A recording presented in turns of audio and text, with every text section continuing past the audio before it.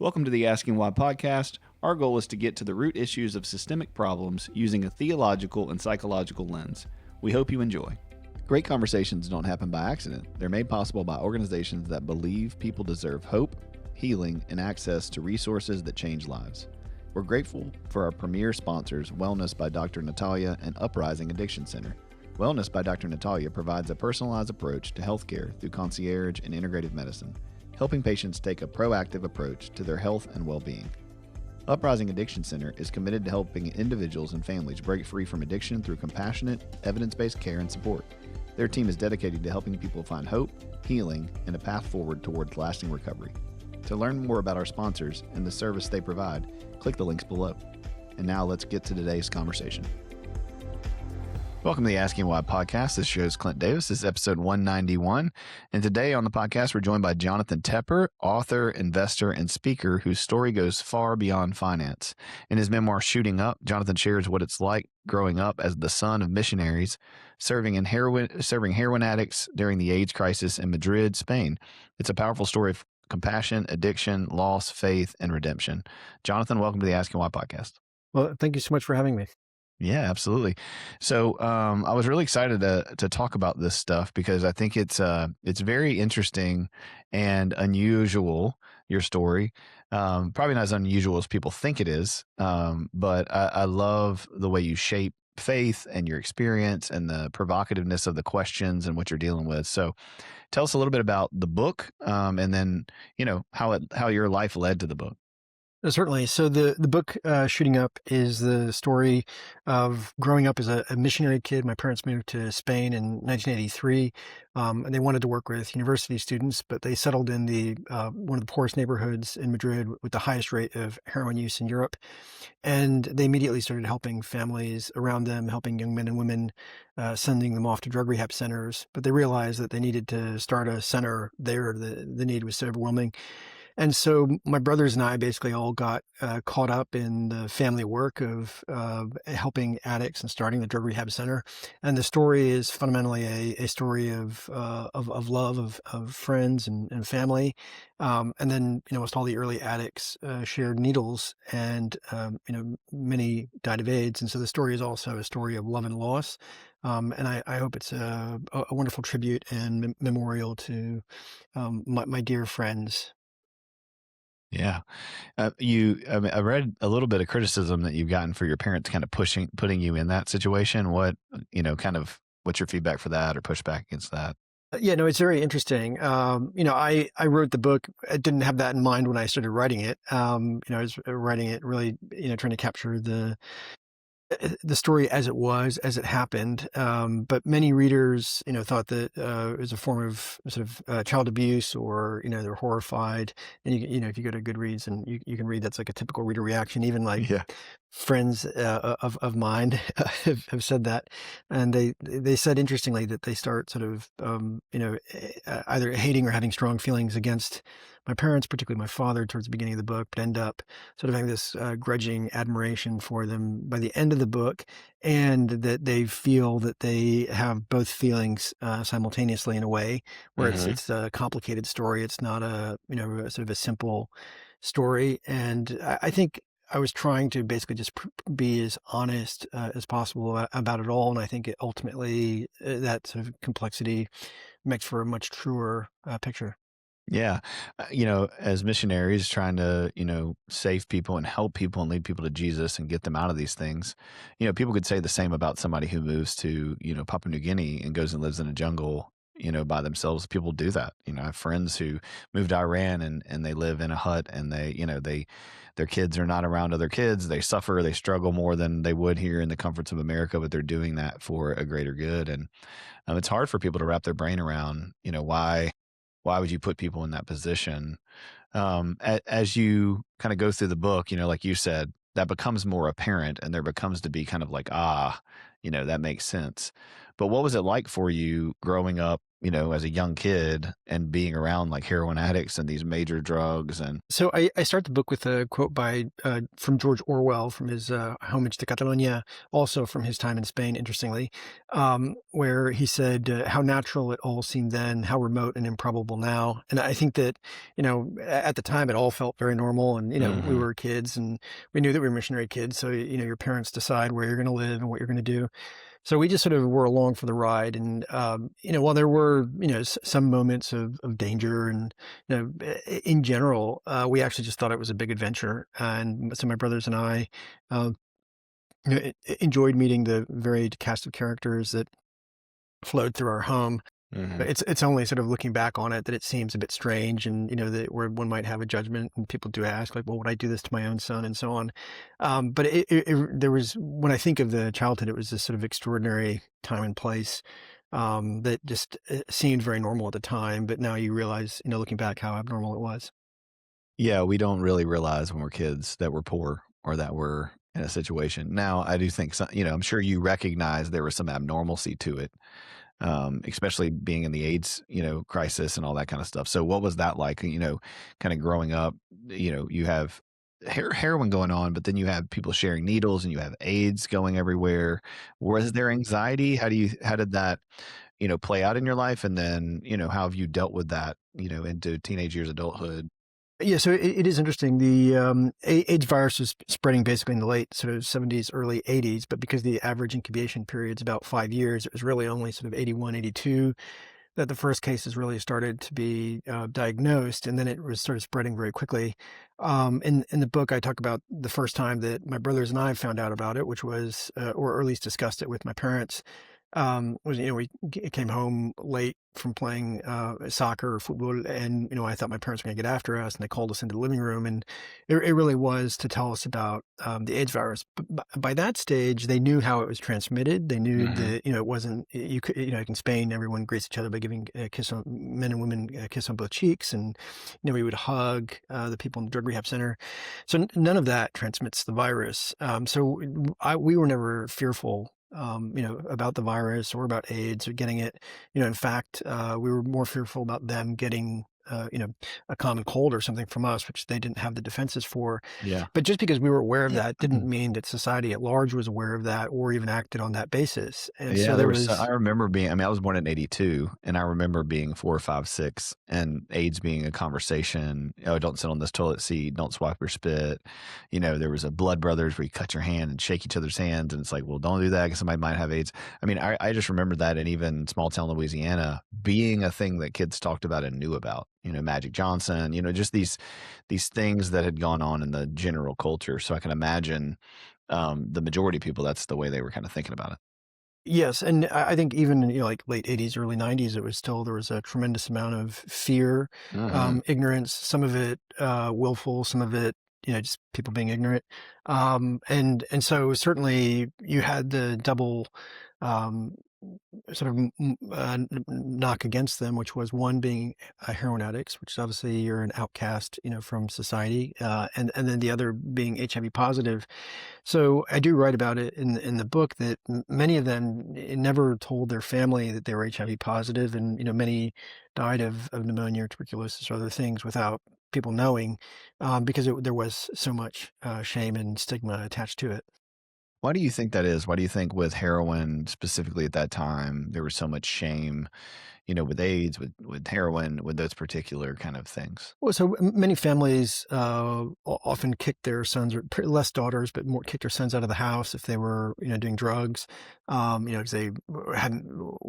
I mean, dropping out of school was not abnormal in the neighborhood because it was a fairly poor neighborhood. Where a lot of working class, manual labor. But certainly they weren't holding down a job; they were thieves, and so I think having a son who is a heroin addict was clearly seen as some sort of, black mark on the family. Yeah. But many parents were very active trying to help their kids, but in many cases they'd either been burned so many times or had the family, TV, or what meager belongings they had sold for a gram of heroin. Oh, So that's often tough. it was shame, and just simply, not wanting to acknowledge that their kids were addicts. Yeah. Did you see a lot of death and, heartache as a young kid? Were you aware that that was kind of an abnormal thing? Yeah, so, there were many addicts who'd gone through the program, that I didn't know that well, that I knew, had died of AIDS. I think I went to the hospital for the first time, I was probably like 10 or 11, maybe 12 or 13, and I And did talk they about have, it like, an in the book a AIDS, bit. like, hospital at the time? So generally, they were within larger hospitals. So there was like an infectious diseases ward, and that you would go to. So it wasn't purely AIDS, but it was Anything in that many kind? or most of the cases there. So it was relatively young, but then it was as I was in my early teenage years, and mid teenage years, became aware that not only that my best friends, like the first addict in the center, but always like an older brother, that he was HIV positive, but then started seeing them get sick, right? Because there's an Mm, incubation period. So it's not just when they find out that they're HIV positive, but rather when they start then, losing weight or having, to go to the hospital repeatedly, with terrible, dry pneumonia and things like that. That was, had a huge impact on me realizing mortality. And then, we had a loss within our own family. And so, around the age of 18, sort of, I became very, very aware of life and death. And then it became much more, I think myself and my family, much more empathetic to the people around us, where before, they were the congregation, the people in the neighborhood that we were trying to help were suffering, but then, we were in the same boat, as them. yeah, how do you so you feel like that through that suffering and through seeing it, it softened your heart more than hardened it? Yes, and I have a quote in the book. When I was doing research for the book, I interviewed almost everyone who is mentioned in the book who's still alive, to see whether my memories were similar to theirs. And I read through all of my father's old. I think he wrote them quarterly or half yearly newsletters to church in the U.S. Because they would go back every 4 years, but they would try to give them an update on what they were doing. And one of the quotes my father had was exactly what you just said, and it really struck me. He said, AIDS breaks your heart. It softens you. And I think that, it's not an inevitable reaction. You can harden your heart to suffering, and or you can become bitter. But certainly, I think that the reaction that it had for my parents and for us was to soften your heart and to try to make you more empathetic to those who are suffering. Yeah, I think Christianity, that's the foundation of us having a high priest who is sympathetic to our suffering because he suffered everything. And so it's kind of beautiful to see that your parents, chose that suffering to help other people who were suffering, which then caused suffering in their children on some level. Um, but then that didn't lead you to anger or bitterness towards your parents, it seems, but to, grace and mercy and a softening heart towards others that are suffering. So instead of it being this vicious negative cycle, it became this vicious positive cycle. What are some of the kind of the takeaways why you think that happened for you guys and not the other way around? So it's interesting in the course of doing publicity for the book, speaking to book clubs and others. I've spoken to some who grew up as missionary kids, or indeed not as missionary kids, but as preachers' kids, and then others who grew up, with parents in social work. And I think that many do have a negative reaction to what their parents did, and in some cases, I think it's justified. Where the parents never fully acknowledge the sort of the costs, or the burdens that they impose on the children. But I think in our case, we were very involved with our parents. So when I write about Raul and the main character in the book, and others, like, they really were like family, and so it's hard to be angry or resent your parents, for helping change the lives of people that you consider, brothers and sisters. And so that's sort of how I think about it. And, I read it in the epilogue to the book, that, while shattering tragedies have marked my life, I was always surrounded by a loving family and a loving community. And I think that genuine suffering and trauma, or not suffering, but genuine trauma, is where people suffer without love. Yeah, that's true. Yeah, you can go through something really hard that is traumatic, but that traumatic event doesn't have as many consequences when you have community and support and I would say probably repairing of the rupture. I think so many people come into therapy and they need help, kind of going back and looking at the things they went through and creating a new narrative because the narrative they have is so painful. And when you have parents who are imperfect or put you in situations that cause suffering or create pain and heartache, but then they own it and they give you a purpose behind it, and you see the bigger picture and the vision for that suffering, then it makes meaning out of it.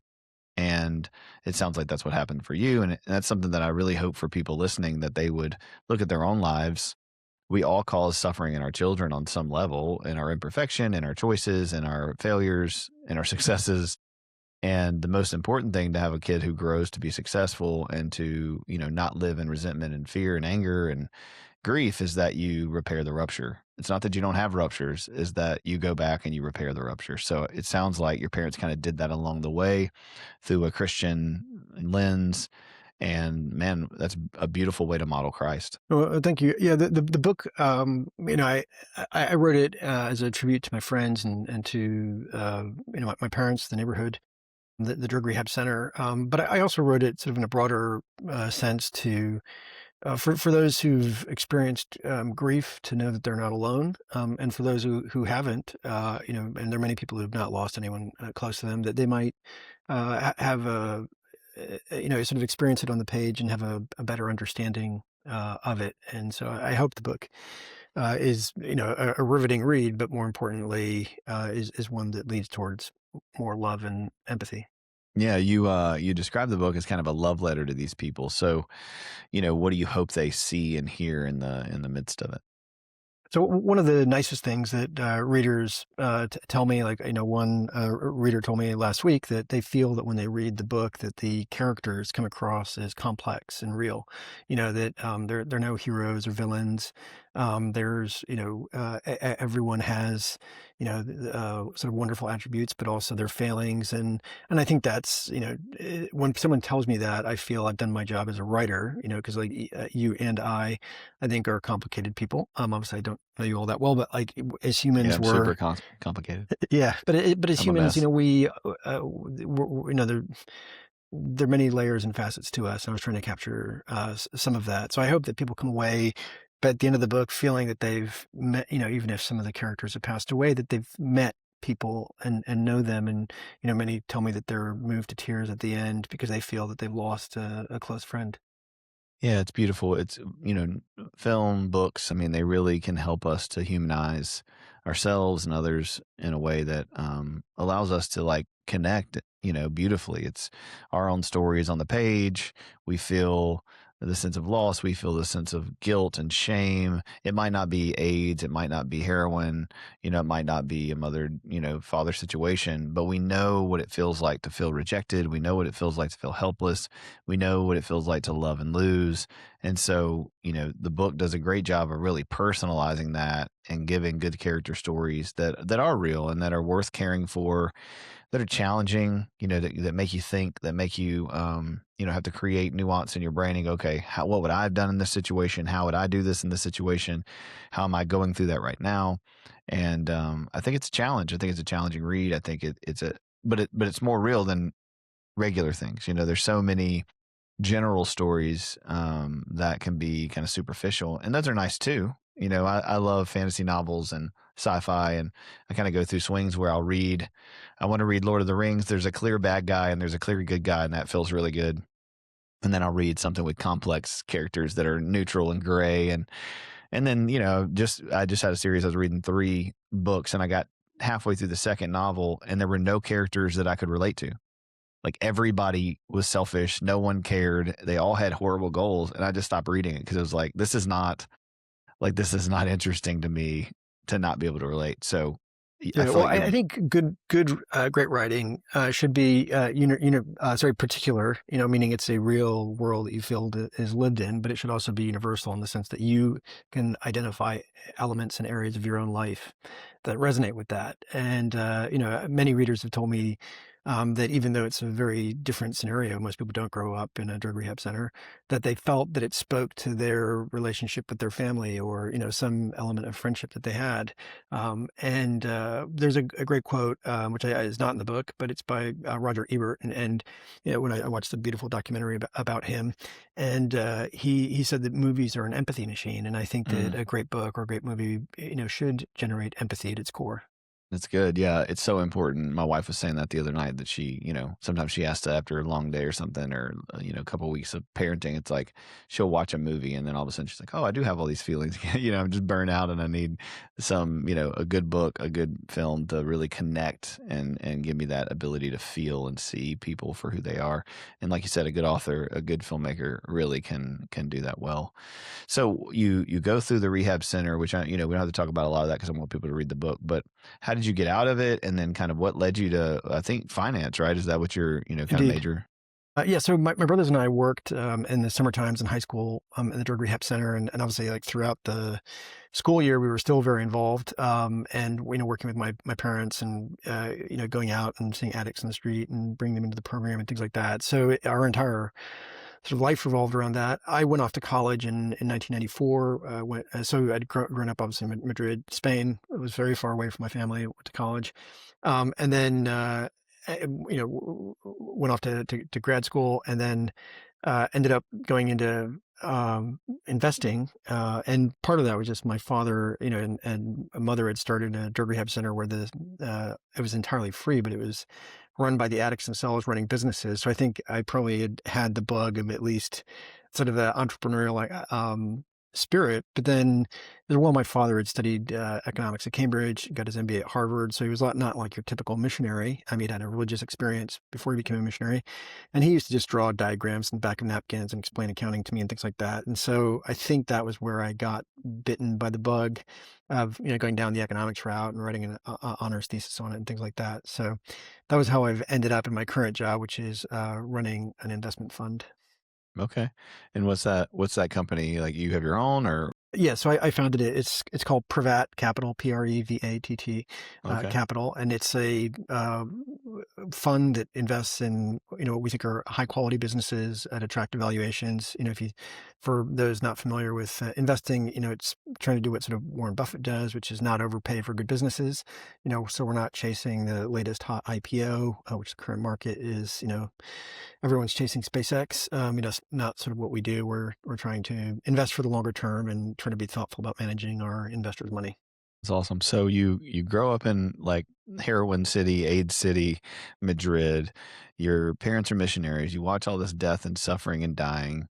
The Lord obviously works through that to give you a compassionate heart and to give you, humility in your care. And then you go to numbers. So how do you allow, that experience to shape your current lifestyle and when you're dealing with hedge funds and, all those kind of things? Yeah, so it's interesting. I think you can be a terrible person or a wonderful person with little money, and you can be a terrible person or a wonderful person with a lot of money. That's right. The real question is, what do you do with the talents and the opportunities that you've been given? And not everyone starts in the same place in life. Some people are very fortunate, some people less so. And I think that all you can really do is try to sort of answer for, what you have and try to do the best that you can. I've tried to be as involved as possible over the years with my parents' drug rehab center. Even when I was working in London, being on the board of trustees for the UK, trying to donate as much money as I can to charity.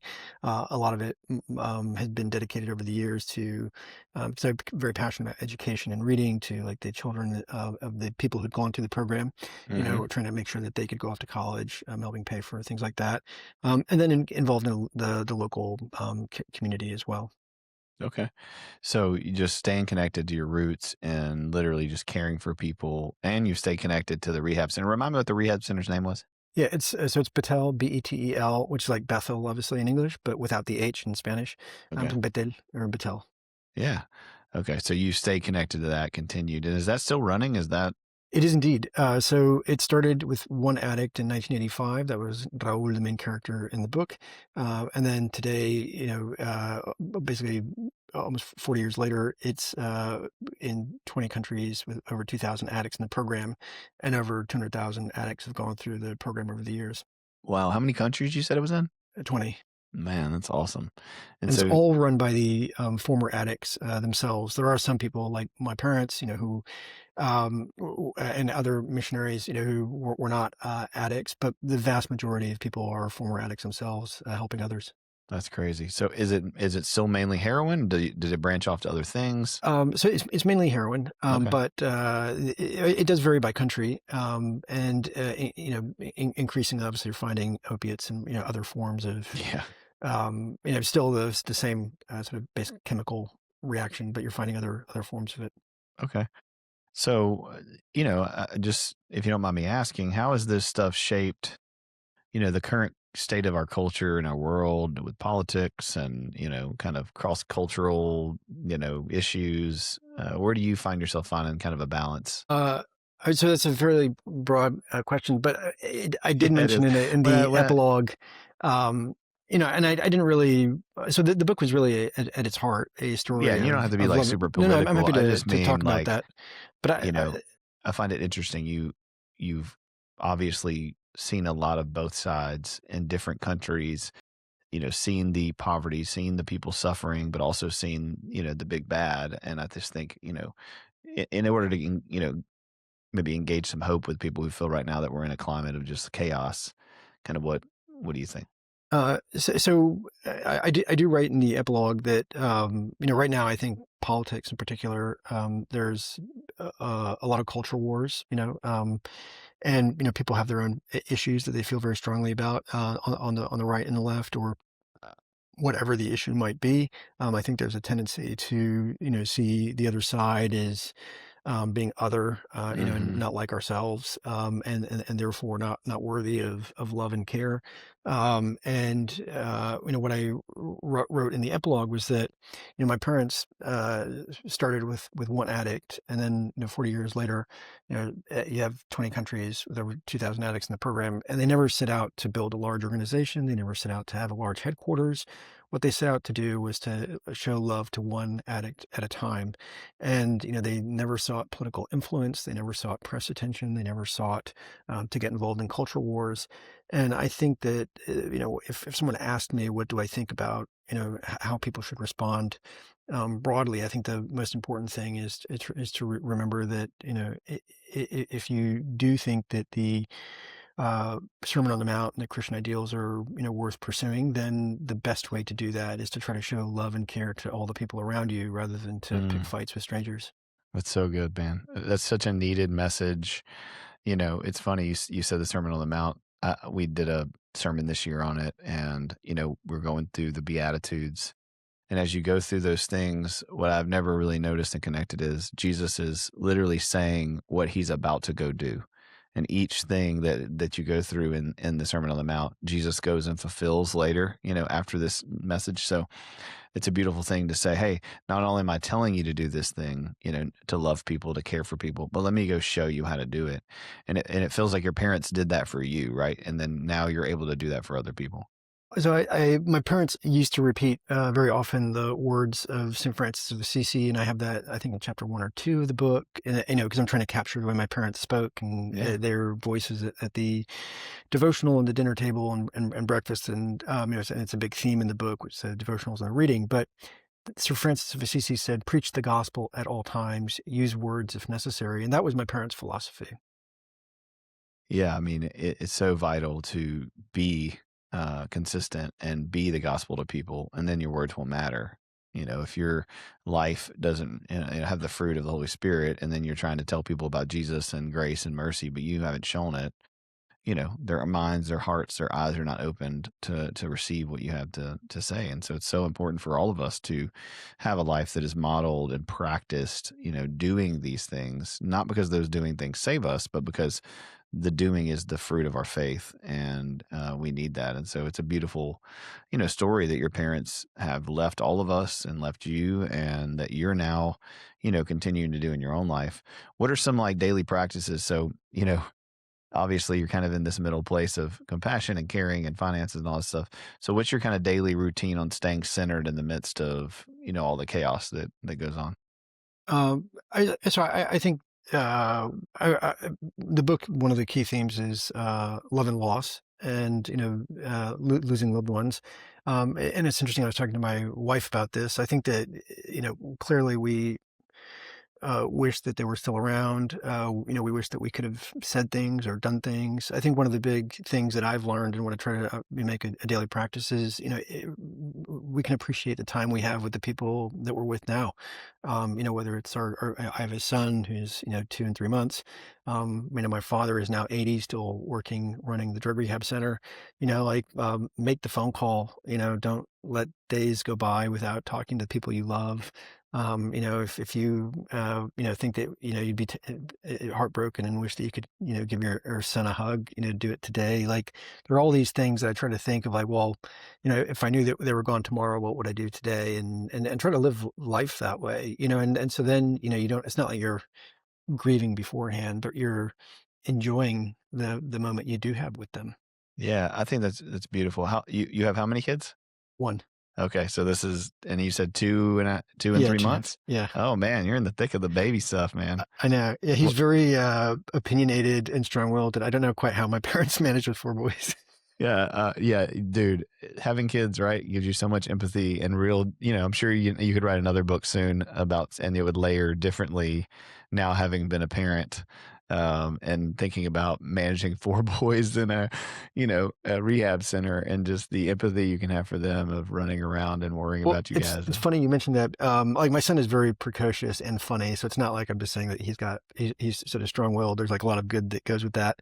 Sure. But what's interesting is I obviously wrote the book before my son was born, Mhm. and I sort of read my own book differently as a father than I did, when I was single or not having kids. Yeah. So I think that being a parent definitely, changes your perspective on life, but it also changes sort of your perspective on others, in terms of having more understanding and, of your own parents, realizing that, one day my son's going to think that I'm boring or wonder why I made him do things. And, so it makes me a lot more appreciative of my own parents.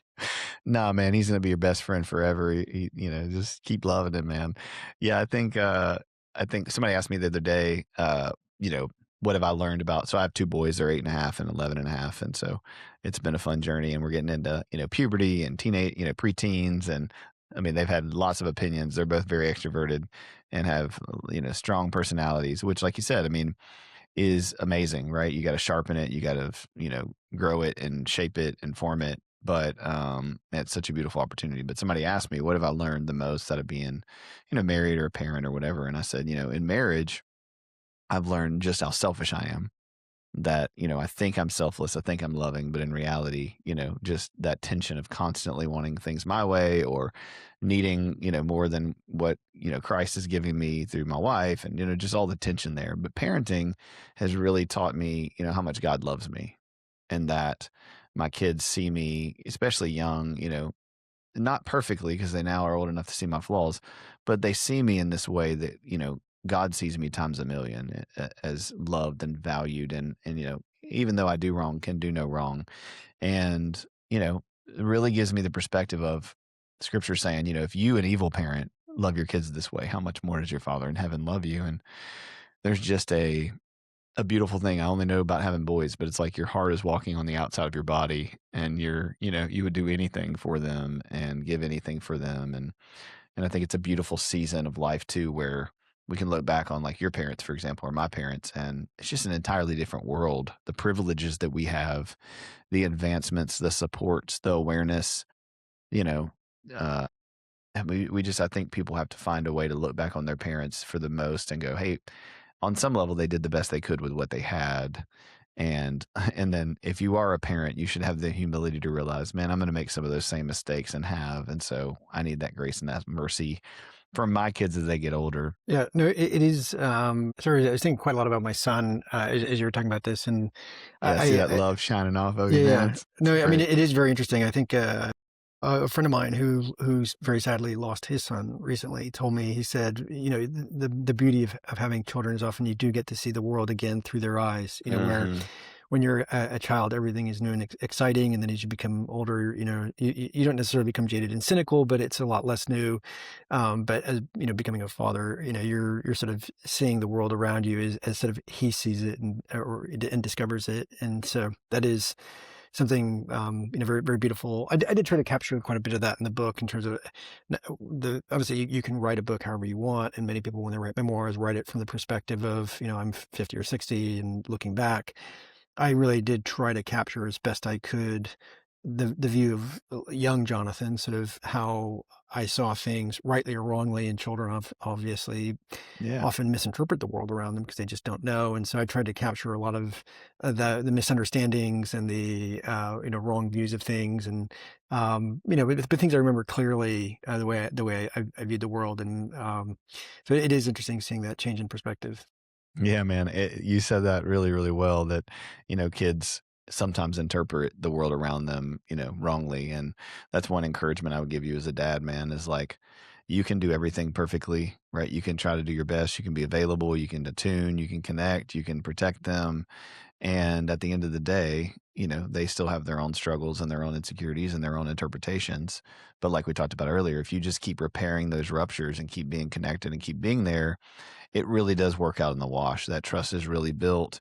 There's connection. There's, there's relatability. There's reliability that comes from just continuing to do the work. And I always am so encouraged, and befuddled by Adam and Eve in the garden, where they have this perfect father, a perfect garden, perfect harmony, perfect situation, and they still choose disobedience and rebellion. And so I try to remind myself, like, okay, I want to be on my P's and Q's. I want to do the best I can as a father to provide what my kids need and my boys need and be everything for them. But I can't always let the outcome, really, I can't ever let the outcome be on me. There are going to be things that they experience that I can't help and things that they misinterpret.